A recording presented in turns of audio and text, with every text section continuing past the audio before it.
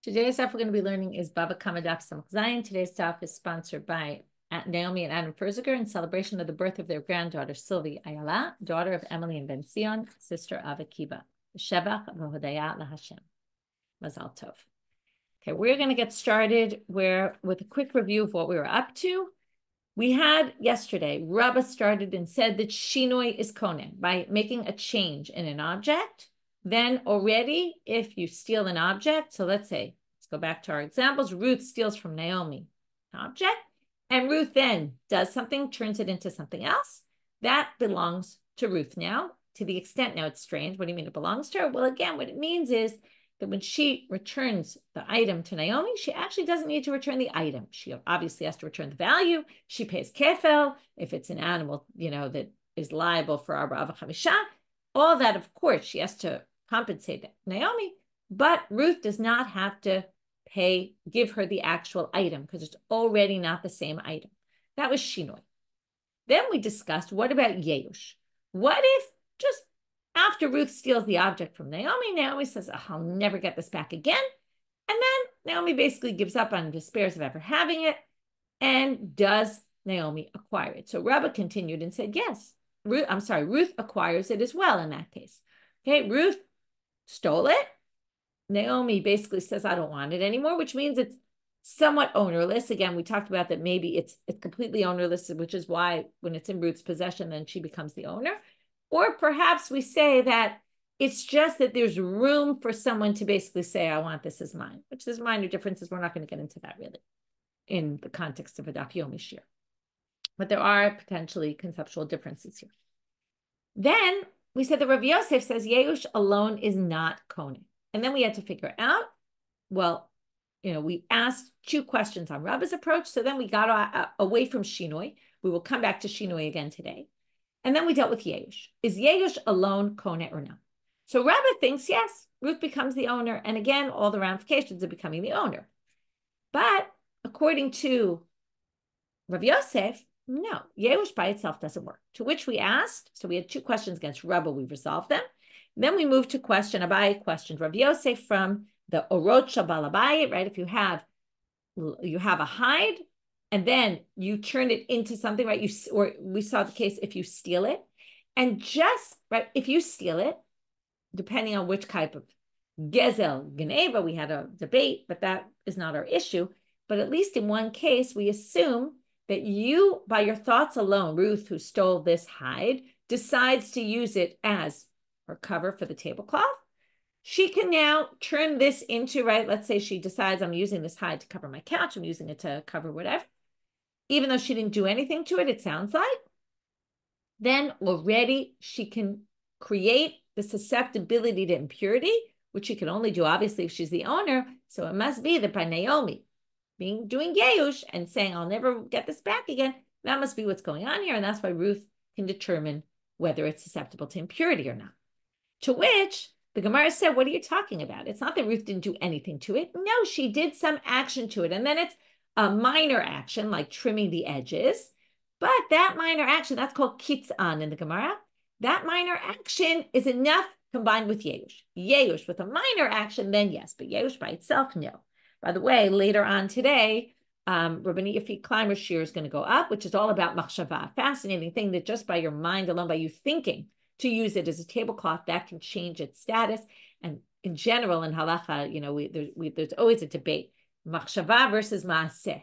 So basically, that's going to be a shiur that will be up on our site in a little while, which also, by the way, you can find on the podcast if you've subscribed to our new podcast app. Or the new podcast series. So it'll be on there. It'll be on the daf. If you haven't yet and you want to be part of it, you can. And then it hopefully will download automatically to whatever device you're using, which every time there's new material, you'll just get it to you, which makes it simpler. Anyway, this whole idea now is you must have done something to Yeush and some sort of small action. And then they said, but wait, how can you possibly say that? Mishna's talking about that. That's a Mishna in Kalim. And the Mishna right before it, which this is a continuation of, was talking about even itzba. Now, itzba is when you just take the hide, like we said originally, and just decide I'm going to use it as a tablecloth. But you don't actually do any action. You don't trim the edges. You don't do anything. So it sounds like Yeush by itself should work. To which Rava said, right, this, Rabba and Rav Yosef, Rabba raised this as a question against Rav Yosef for 22 years, all the years that Rabba was the Rosh Hashiva, before Rav Yosef took over. Only once Rabba died and Rav Yosef took over did he answer this question. So he answers, well, there's Shinoi Hashem. You change the name because Itzba is not the same as hide. Originally, it's called Mashka. That's where we ended yesterday. And once you decide to use it as your tablecloth, it's already called a barzin. And therefore, it's something different. So now we have two approaches within Rav Yosef, which are the same really, which is Yeush with either a mild change, like trimming the edges, or changing the name. That will give Ruth the ownership. But with just Yeush, no. Now the Gemara has some more questions on this because they say, and that's where we're going to start today. Baham Maresh, but we're going to give an example of a beam that we talked about. If you build a beam and you use it for your roof, then you don't have to return the beam. But why don't you have to return the beam? Now, generally, if you say Yeush is Kona, right, or Shinoi Hashem, you'd say that's why you don't have to return the beam. Because originally it was called a beam, now it's called your roof. Okay? But, so let's read that. Maresh, the Ika Shinoi Hashem, it has a change in name, which according to what we just said, should be enough to make Ruth the owner, and she only has to pay back Naomi the value. But the me'ikara kashura, right? Because originally it was called a kashura, which is a beam. Vahashta tlala, and now it's called tlala. By the way, tet switches with tzadi. In Hebrew, it's called tlala. Tlala is a covering, like a tarp. So then you call it your roof. Basically, it's over your head, and it's not called a beam anymore. Utnan. And what does the Mishna say about this? Al hamaresh hagazul shebena obibira. If you take a beam and you build it into your tower, shenotel damav. Ruth did no longer, if Ruth built it into her house now, or whatever she used, a birah, whether it doesn't matter whatever she did, she built it into her roof, let's say, it's now on her ceiling. She doesn't have to return the item anymore, just the money. Mipnei takanata shavi. But why? Not because she acquired it with Yeush and Shinoi Hashem and the name change. No, she acquires it because of this takana that we've been talking about. In order to make thieves return items, it's going to be a big pain for Ruth to take down her house in order to return the beam, so she'll never return that beam. But in order to encourage her, we say, you know what? If you come and admit it, you'll just have to pay the value. You won't have to take it apart. But what do you infer from this? It's only because of this takanada shavim. Halav hachi, if it weren't for that, she would have to return it, even though we had Shinoi Hashem. So that seems to go against our response that we have for Rav Yosef, which is Yeush and Shinoi Hashem should make Ruth the owner. According to this, Yeush and Shinoi Hashem doesn't make Ruth the owner. It's only because of this extra takana, this other side issue, because we're worried Ruth will never return it, that we instituted. But without that, it sounds like it wouldn't be hers. She'd have to return it. So I'm a Rav Yosef. Rav Yosef responds and he says, Mare shmo alav. No, a beam is different because a beam is always called a beam, even if it's in your roof or your ceiling. Tanya, how do we know this? Okay, this is the first answer. We're going to have two answers. Salot habayit, we're now darshaning a pasuk in Yechezkel. It says it's talking about the building of the third temple, and it says Salot habayit, elu hamelatatim. So the Braita says these are the I can't think of the right word to say, but they're frames that are used like for the windows or things like that in order to be able to put things in place. Okay, there's something along those lines. Ha'ubin elu casings. Thank you. That's the word I couldn't think about. And ha'ubim elu hamireshot. The ubim that are mentioned in the pasuk, that's the mireshot. That's the beams that create the roof. So what do you see here? Even though they're in the roof, they're still called beams. So they don't actually change their name.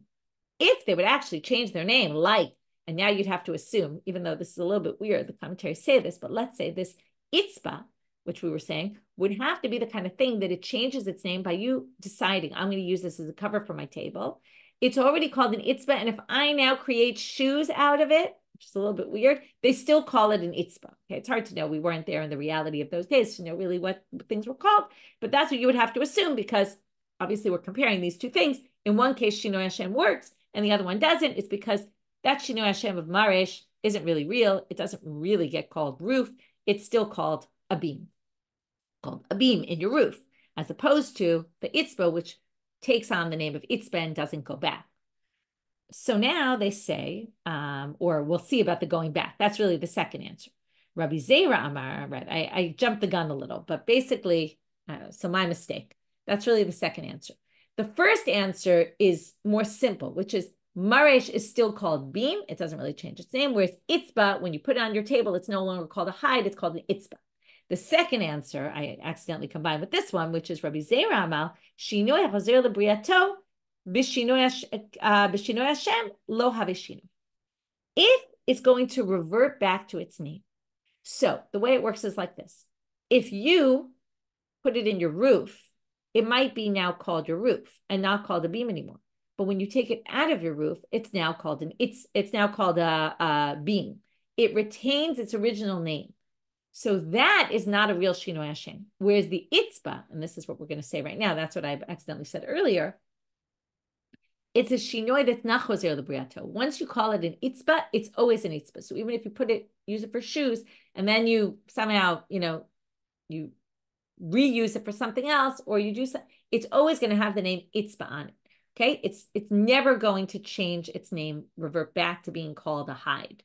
So basically, again, it's a little hard to imagine why that is with an itzba, but you'd have to say that otherwise Rabbi Zera's his answer doesn't really make sense. So we're basically going to distinguish. So now we have this distinction. Okay, let's just go back and summarize. We have Rav Yosef, who says Yeush alone is not konen. But if you have Yeush with a small, like trimming the leather hide and to make it into something, even though it's a minor change, that together with Yeush should work. Likewise, a Shinoi Hashem would work. However, according to these two possible answers, either it would have to be a real Shinoi Hashem and not something that still retains its original name, or it would have to be something that will never revert back to being called as a real Shinoi Hashem. It has to be a Shinoi that's permanent rather than temporary. Okay, if it's temporary and it will revert back, if you were to remove it from wherever it is and change it, then that wouldn't be called a Shinoi Hashem that will work with Yeush to allow you to acquire. We're still, though, struggling with Rav Yosef, because now they're going to say, okay, so according to what you're saying, like the itzba, a Shinoi Hashem, she'eno choser lebriato miave Shinoi, but wait, we're going to bring another source that seems to say, this is all within the first question we had on Rav Yosef, which was about the machshava metama'atan. So now they say, so you want to say that if you have a Shinoi Hashem, that will not, like the itzba, which will always now be called an itzba and never go back, that's enough to call it a Shinoi? And meaning that Ruth is now going to be the owner of it, and she won't have to return the actual item to Naomi? Well, haret sinor. What about a pipe, okay? Or something like a pipe here, we're going to see. We're now talking about a particular type of pipe that they used to, or a channel that they used to channel water into the mikveh. So we need some background about mikveh. A mikveh has to be 40 se'ah. Once it's 40 se'ah of rainwater, it has to be rainwater or moving water, but let's not get into that now. Let's say it's rainwater. But it can't come from water that you already collected in a vessel. That's called mayim she'uvim, and that's disqualified. That's if it doesn't have 40 se'ah, and you want to fill in a little bit with mayim she'uvim that was collected in a kli, it disqualifies the mikveh. If you're ready to have 40 se'ah, you can add some more mayim she'uvim, that's fine. But if it didn't have 40 se'ah, you can't add any mayim she'uvim. It will disqualify your mikveh. Again, mayim shuvim, mayim that was collected in a vessel. The whole question is going to be, if I use this channel to get the water into the mikveh, when the water goes in the channel, is that considered it's in a vessel? Okay, so now we're going to talk about what this pipe looked like, okay, or this channel. What they did was they hollowed out a log, okay? It's like the way people pick out their bagels and they take out the inside, kind of like that. Imagine it in that way. So you have this log, and you basically take off probably some of the top and make a hole inside, but it's got it on the sides. It has to be somehow, right? It's not like it has to somehow have like a beit kibul, we call a receptacle to accept, where the water can go through and sit in, but it's probably open at the top. Okay, so it's something like that where you basically take a log and then you cut out the inside. So there's two ways you could do this. And it's going to all affect the halacha. Sinor shechakiko, okay, vitanya. So now, so let's just start again. Haret sinor. So we have this pipe, which is mi'ikar ketzitzta. Originally, it was called a ketzitzta, which is basically a log, a cut piece of wood. Ketzitzta milashon lekatzetz is to cut. It's a cut piece of wood. So let's just call it a log. V'hashda tzinora. And now it's called a pipe, a channel, whatever word you want to use. Right? Modern Hebrew tzinor is a pipe. V'tanya, and there's a braita that says the following. Tzinor shechakiko. If you take this tzinor, which really right now is a log, and you hollow it out, ulevasof kava'o. And then after it's hollowed out, so you basically created a vessel. Then you stick it in the ground because that's where it's going to go. It's going to basically take water from under the ground in one place to the mikveh in the other spot. And you attach it to the ground. That's poselet hamikveh. Well, it was a kli. And now the water is going to sit in the kli as it goes before it goes into the mikveh. And the mikveh wasn't 40 se'ah, so you're going to disqualify your mikveh. But kiva'o, if you put that log into the ground first as a log, isn't a kli. And then levasof chakiko, and then you hollowed it out, eno posel to mikvah. Because a kli is something that's movable. That's not part of the ground. If it's part of the ground, that's a different story. Since you put this log in the ground, it wasn't a kli, and then you fashioned it and turned it into a kli while it was in the ground, it's basically called something attached to the ground, which is not a vessel. So that wouldn't disqualify your mikvah. Now, what does this have to do with anything? Well, if you're going to say Shinoi Hashem, by calling something by name, it changes its status. Well, in the end, whether you put it in the ground first or you put it in the ground after you fashioned it into a water channel, this is now called a tzinor. Either which way you look at it, it's a tzinor. So therefore, once it's a tzinor and you call it a tzinor, it should be a kli. It shouldn't matter whether it was fashioned once it was attached to the ground or before. Either which way, it's called a tzinor, and a tzinor is a vessel, and therefore it should disqualify the mikveh. To which they answer, don't ask questions from laws of mikveh and mayim shuvim. Why? Because this has nothing to do with our topic. Why does it have nothing to do with our topic? Theoretically, it would. But all the laws of mayim shuvim disqualifying a mikveh are all rabbinic. It's not such a serious issue, which means that we can be lenient if you put it in the ground first and fashion the vessel while it was in the ground. We're not going to really view that as a vessel.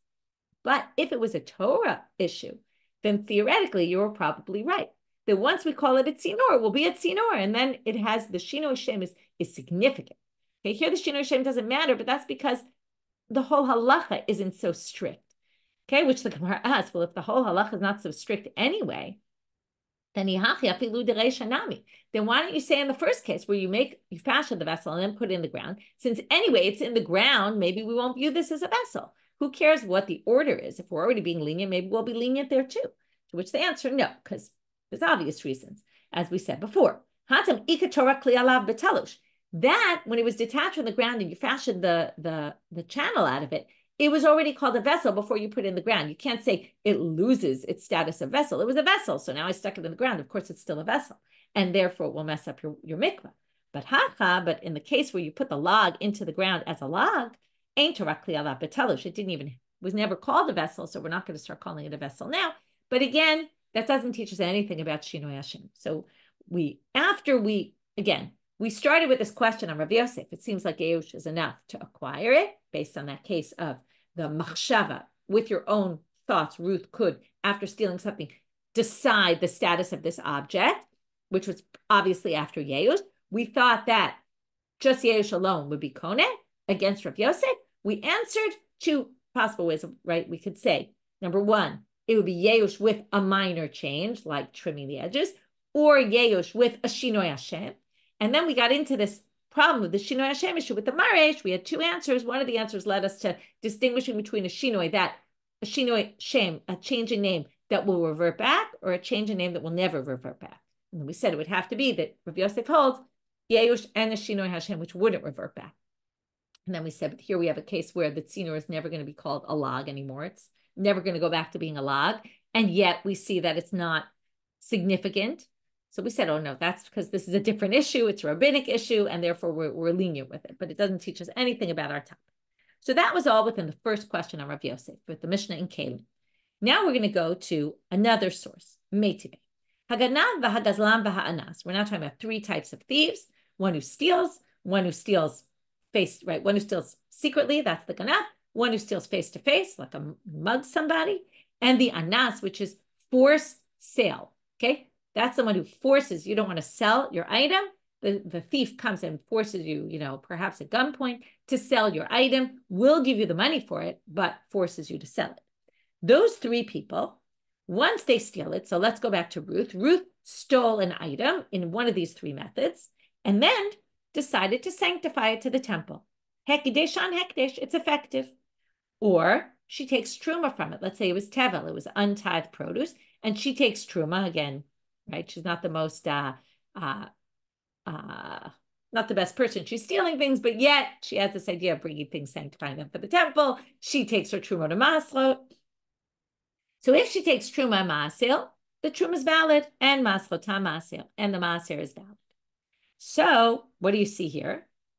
You have a case where Ruth becomes the owner of the object. Now, how could that possibly be if not that Naomi had Yeush? And what do you see here? Yeush alone is Kone, because Ruth didn't do anything to the object. She just said, I'm sanctifying it. I'm taking truma from it. That's not a shinoi. Or maybe it is. Well, right now we think it's not, and therefore bringing it as a question. Rav Yosef, this is going to be a much simpler answer. It's not going to take us half a daf like it did, half an amud like the previous. We're going to answer here. Amre hatam ika shinoi Hashem. There's also a shinoi Hashem here because mi'ikara tivla, it's called tevel to begin with, untithed produce, v'hashta truma. And as soon as she separates it, right, the regular produce is called regular produce. Now it's not called tevel, and the truma is called truma. So there was a shinoi Hashem here. And hekdesh mi'ikara chulin v'hashta hekdesh.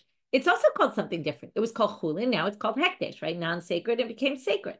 So there is a shinoi Hashem here, and therefore this isn't a question for Rav Yosef, because again, Rav Yosef holds Yegush with shinoi Hashem would work. Okay, now we're going to go back to shinoi. Okay, until now we've been talking about Yegush, although of course in the Yegush discussion we got into shinoi, minor shinuyim like changing a name, which is not as major as changing an object, like building a vessel out of a piece of wood, or a minor shinoi vessel, right, like cutting, trimming the edges. That together with Yegush will be significant. But until now, we thought that everybody held that shinoi by itself, if Ruth steals wood and turns it into a vessel, that will obviously be kone. And on that, we're going to go back. That was the first statement of Rabba, which Rav Yosef didn't disagree with.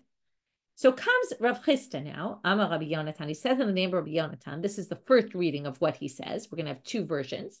The first version, he's really saying verbatim what Rabba said. Okay, and this was on Samach Vav Amud Aleph. Minayim l'shinoi shu kone. How do we know that a shinoi? If you change an item, it becomes yours after stealing it, and then you only have to return the value. Shenema ve'shiva tagzela. Remember this pasuk? You have to return the stolen item. Mata balomar asher gazal. You don't have to say the stolen item that you stole. Obviously, it's the stolen item. It's the one you stole. Im ke'en shegazal yachzil v'im lav damim ba'alma ba'yishilume. It's telling you if it's like asher gazal, it's like it was at the time you stole it, then you have to return it. If not, you only have to pay the value. And that teaches you shinoi kon. Now, this time we quote it, there's a question asked about it, which is, what do you mean? Hi asher gazal, mibayle lemute gazal aviv, she'eno mosif chomesh al gazal aviv. That pasuk there talks about that if you steal an item, okay, besides you have to return the item, you also have to pay this fifth added payment, and right, which is really a quarter. And you have to bring a korban asham. This is if you admit it, right? You want to atone for it. That's what you do. So now they're telling you, why does it say asher gazal? Not to teach you shinoi kone. Asher gazal is to teach you the one that you stole. So let's say your father stole an item, and before returning it, the father drops dead. So what do? You don't have to pay the chomesh. You just have to return the item, but you don't have to pay the extra fifth because it's not the one that you stole. It's someone else stole it. Which makes sense, by the way. If it's all the purposes are for atonement, you don't have to atone for any sin, right? Whoever did is no longer alive, and you don't have to atone for that. So you learn something else from that pasuk. How can you derive it from this pasuk? To which the answer, could have said you return your stolen item, meaning the one you stole. Asher gazal the fact that it uses instead of his stolen item, it could have said that. Instead, it said the stolen item that he stole, So from there, you can derive two things, and that's how we get to both of them. That's the first version of Rav Sheshet in the name of Rabbi Yonatan. That basically agrees with Rabba. He uses the exact same source as Rabba, and then we just had a question about how could you learn that if we learned something else? And then he figured out how we could do both. But Ika de Amr, some people say that Amar Rav Sheshet, Amar Rabbi Yonatan, that what he said was actually the opposite. Minayin l'shinoi she'eno kone. How do you know that shinoi is not kone? Shenema ve'eshiva tagzela mikomako. It says return the stolen item. Why does it say the stolen item? However it is, whatever form it's in, it doesn't make a difference that you changed it. No matter what, you have to return that stolen item. So if you took a piece of wood and you turned it into a vessel, you have to give them the vessel. V'haktiv asher gazal, but what do you do with asher gazal? Sounds like as it is at the time that you stole it. Now here's the opposite of what we said before. Oh, that? We need that for a different drasha, and only one, and not two things. We're going to drasha from there, and there we have a totally different version, which we now learn that some people, perhaps, we don't know, but perhaps, at least those who thought that this is what Rav Sheshet said in the name of Rabbi Yonatan, that maybe Shino isn't kona. So we thought yesterday it was not a subject of debate. Now we see perhaps it is. Now we're going to go back to Yeush. We're having a bit of a strange order because we started with Shinoi, we moved to Yeush, we go back to Shinoi, and now we're moving back to Yeush. And now we're going to bring two sources from other people. If you notice, by the way, when Rav Yosef disagreed with Rava and said Yeush is in Kona, he didn't say why. He just said, right, if you remember, Rava said Yeush is Kona either on a Torah level or on a rabbinic level, and all Rav Yosef said was, it's not Kona even on a rabbinic level. But he didn't say why. So now we're going to have some sources for why we know that Yeush isn't Kone. Amar Ulla, minayin Yeush she'eno Kone. Shnema, and this is a sugya we saw already in Sukkah a very long time ago, and we learned about lulava gazul, that you can't use, right? Mitzvah ba'avera, you can't do a mitzvah with something that was used for a sin, meaning something you stole. Ve'eveta gazul eta piseach ve'eta chole. Ve'evetem. There's a pasuk from Malachi, and it says basically you're bringing things that are stolen to use as sacrifices, and you're bringing lame animals, which is a blemished animal that you can't bring, and sick animals. And then it says at the end of the pasuk, God says, you think this is what I want? Meaning these are not valid at all. Now, if you notice in the pasuk, there's gazul, stolen, and there's lame, pisach. So they're going to assume that the gazul is like the pisach. In what way? We'll see right now. Gazul dumia de pisach. So the gazul must be like the pisach because they appear in the same verse together. Ma pisach de leile takanta klal.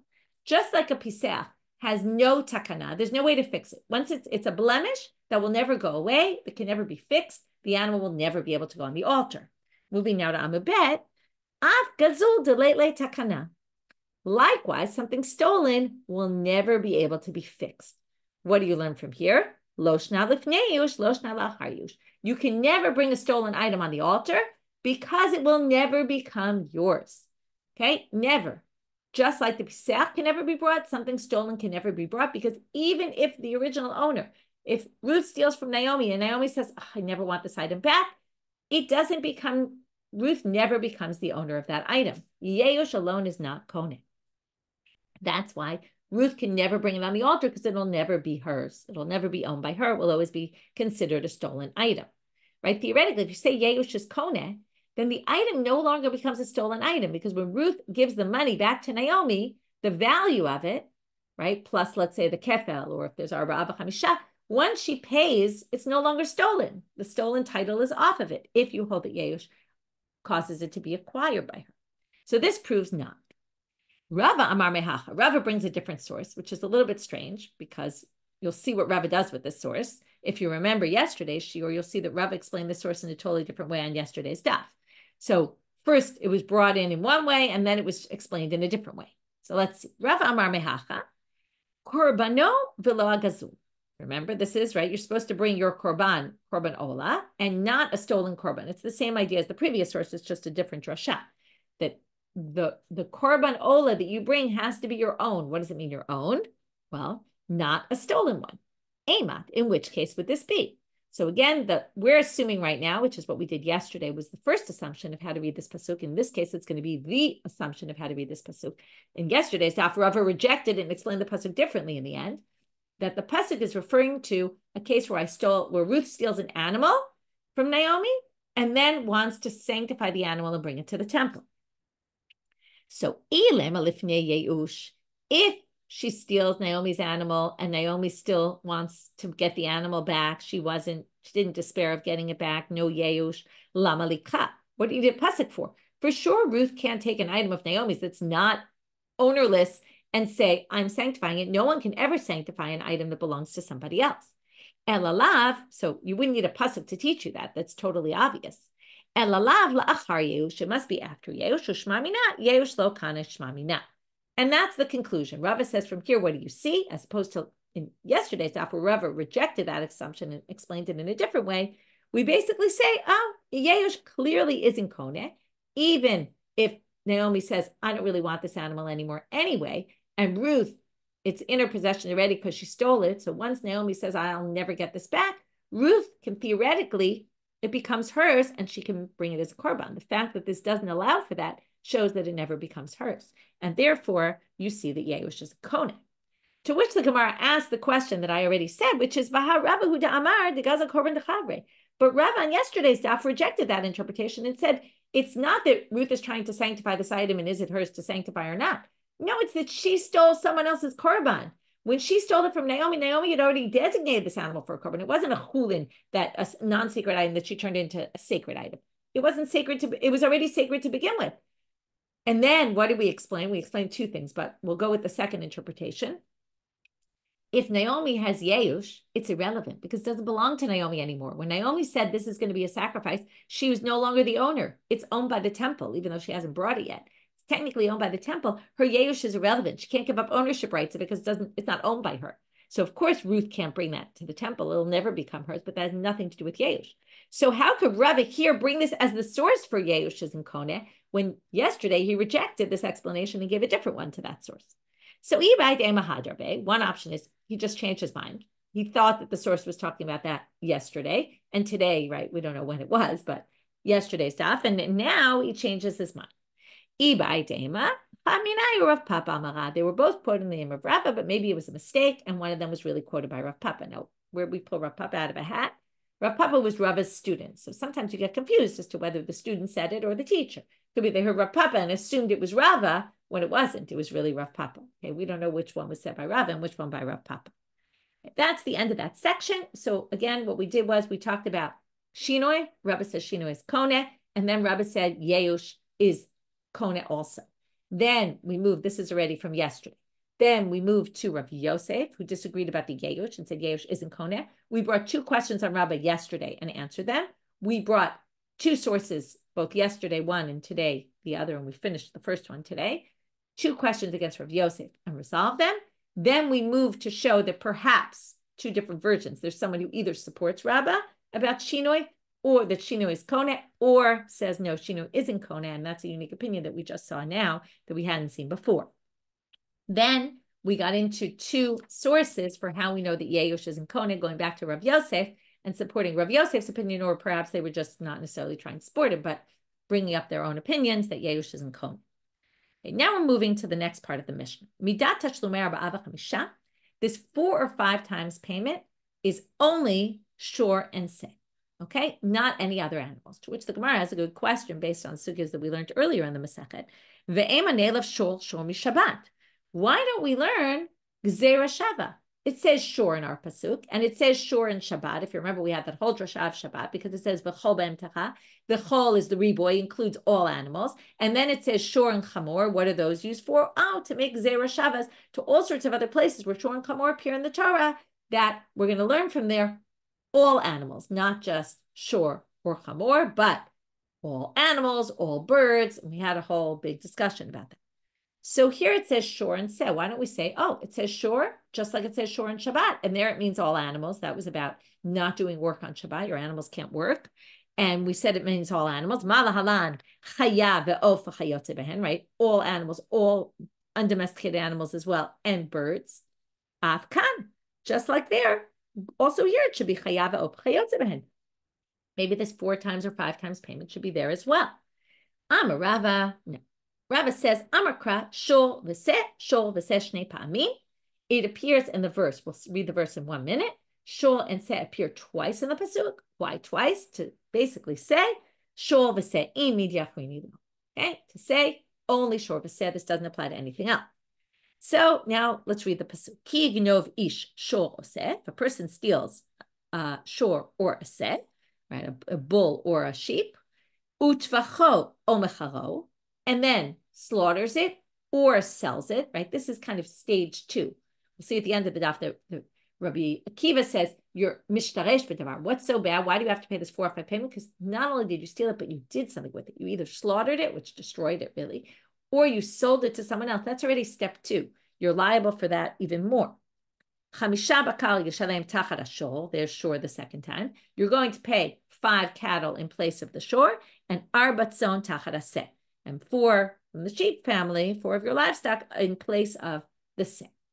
So now, seh and shor appear twice, but the Gemara is going to have to explain, and this is one of those kind of long-winded, and sometimes you don't really understand all the logic of it, but we'll do our best that we can.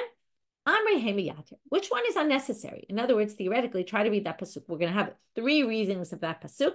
How could the pasuk have read without shor and seh appearing twice? Theoretically, you need it. You need to say, what did you steal, a shor or a seh? And then what do you pay? This in place of the shor, this in place of the seh. So theoretically, you really need both. So something's going to have to be unnecessary. So option 1 is to say, Ilem ashor said to say from yater. Maybe the end. And let's start with, you stole a shor or a seh, and then say, the Nixar Brahmana, let's read it. Here's their suggested reading, which could have worked, but they're going to say no. Shor oseh, utvacho omecharo. It says umecharo, but that's not the pasuk. It's a mistake in this whole sugya. It should say or. It's either slaughtering or selling. Chamisha bakal yishalem tachtav va'arba tzon tachtav. And if you're smart, you realize that you should pay 5 cattle in place of it. In place of what? In place of the shor, obviously. And if it's the tzon, which is from the sheep, is a part of the tzon family, then it would be arba tzon in place of the sheep. That would kind of be obvious. Well, no, because if it had said that, and here's going to be all sorts of things you would have thought had it said that, even though you might say, I don't know that I would have thought that.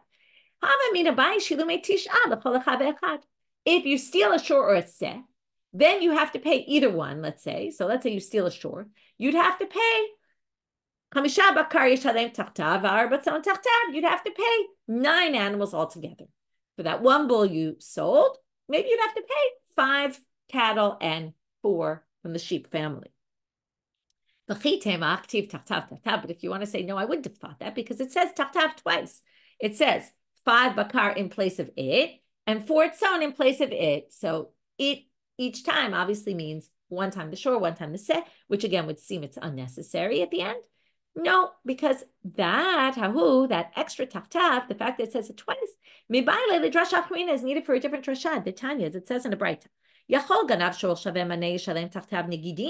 You might have thought if you steal a very expensive shor that's worth 100 zuz, maybe you could pay 5 negidim, 5 weak shvarim that are about to die. Maybe you could just get away with and technically say, oh, here are 5, junky shvarim. Talmud lomar tachtav. It says tachtav twice to say in place of it, meaning it has to be like the shor that you stole. Ella, shor. Okay, so therefore, in the end, you could have thought that you would have to get to 9 for just 1. That's why you need the shor and seh also at the end. Okay, so option number 1 is out. So obviously, what's option number 2? Ella shor v'seh dereisha miyater. So the shor and seh in the beginning of the pasuk is unnecessary. You could just say, a man stole something and slaughtered or sold it. It should be omacharo. Well, at the end already, you say, well, if it was a shor, then you pay 5. And if it was a seh, you pay 4, which seems to make it pretty obvious it's either or. To which they say, and then you don't need it in the beginning. No. And here's where it gets a little confusing, all these, what you would have thought. You might have thought you have to steal both, because in the beginning it didn't say either or, which it does in the pasuk, but if you got rid of the word shor or seh, you might think you have to steal them both.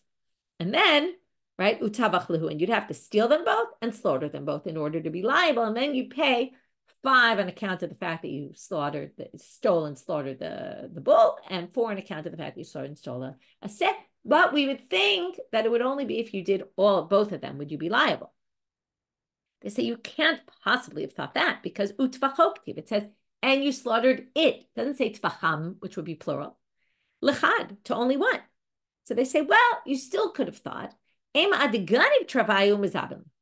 would have to steal both of them, sell both of them, but only slaughter one of them. So they say, well, you definitely can't think it's that because again, you have to change it. In the pasuk it says or sold. It doesn't mean you have to steal, right? Again, we were saying steal two, sell two, and slaughter one, because actually right now they're saying, and it also says umecharo is also singular. Only the selling needs to be one. So you can't say the selling has to be both. So lechad, right? That again means only one. Maybe you would think that you have to steal two and then slaughter one and sell one, because now you have, it's true, tavach is singular and machar is singular, but maybe it means steal two, slaughter one, sell one. Well, that you can't say because because it says or. It's either slaughtering or selling. It's not both. So there's no way you could have thought that you would have to steal two, sell one, slaughter one. Again, this is a little bit ridiculous, right? But they're just trying to say why it's not clear that the first two are unnecessary. You still might have thought you still have to steal both because it didn't say shor sa in the beginning. And then eat and slaughter one and leave the other one. Oh, mizabin chad mashar chad. And then that would deal with the tfacho or mecharo. And the selling or the slaughtering, whichever one you do, could only be with one, and then the other one you didn't do anything with, and still you'd have to pay the 5 against this and the 4 against that. But that's why you needed the pasuk to say both in the beginning, steal this or that, and sell this or that, so that you don't think we meant steal 2 animals. Ella, so that doesn't work at all. Third option, and this will be the final. What's left? If the first 2 aren't unnecessary and the second 2 aren't unnecessary, so how can we possibly get to anything? Well, creativity here. Ella shor de seifa v'se de reisha. It's the shor in the end and the se in the beginning. Now they're going to have a good way to read. You could have read the pasuk. Dinichtav Rachmana the following. You could have said, Ki ignov ishol, and the topic being a shor. If you steal a bull, utvacho o mecharo, and you slaughter or sell it, chamisha bakar yishalem tachtav. You pay 5 in place of that shor. Ve'ar batzon tachat aseh.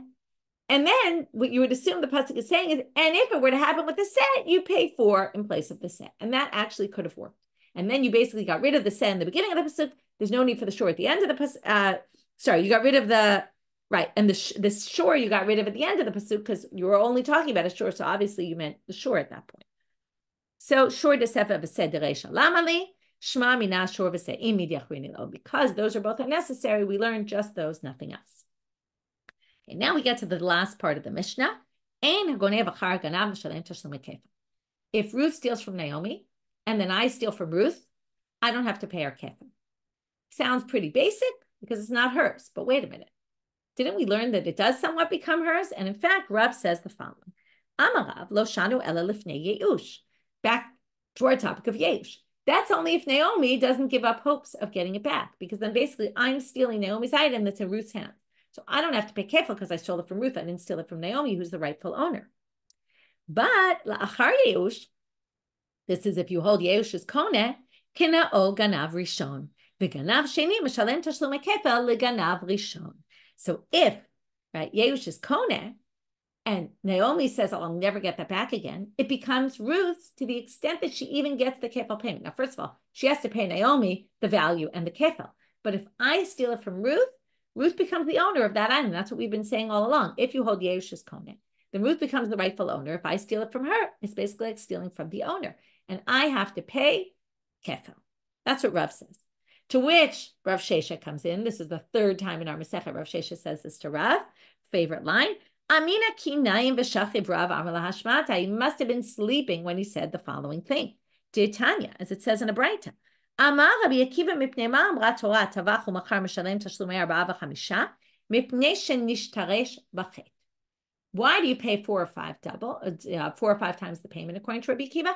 Because you really got deep into the sin. Now, ilema lifnei yeush, what they assume right now is if it was before yeush And Ruth basically stole Naomi's item, slaughtered it, or sold it to me. In this case, we're talking, she sells it to me. Mi kanishtaresh, the item is still Naomi's. So it's not like Ruth did anything so bad to it because it still really belongs to Naomi because she didn't have Yeush. Ella must be la'achar Yeush. In other words, the sale Ruth does to me, if it's still Naomi's, it's an invalid sale. So you can't say it's nishtaresh, it got deeper into, like she basically made it much worse. Because in the end, it's still Naomi's and I'll just have to return it to Naomi. It must be la'achar Yeush. And what does Rabbi Akiva say? Nishtaresh. That basically it must be after Yeush. And what do you see? That it's nishtaresh b'chet, right? So now it's much, one second. It must be after Yeush. Right. And then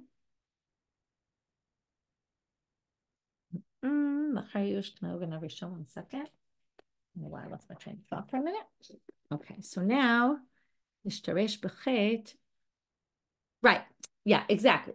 If we hold that Yeush is Koneh, then when Ruth basically sells it to me, she didn't do anything so much worse about it because it's not Naomi's anymore. So it's not like she made it worse. So it's not Naomi's anymore. Who cares? It's not nishtaresh b'chet. That doesn't make any sense.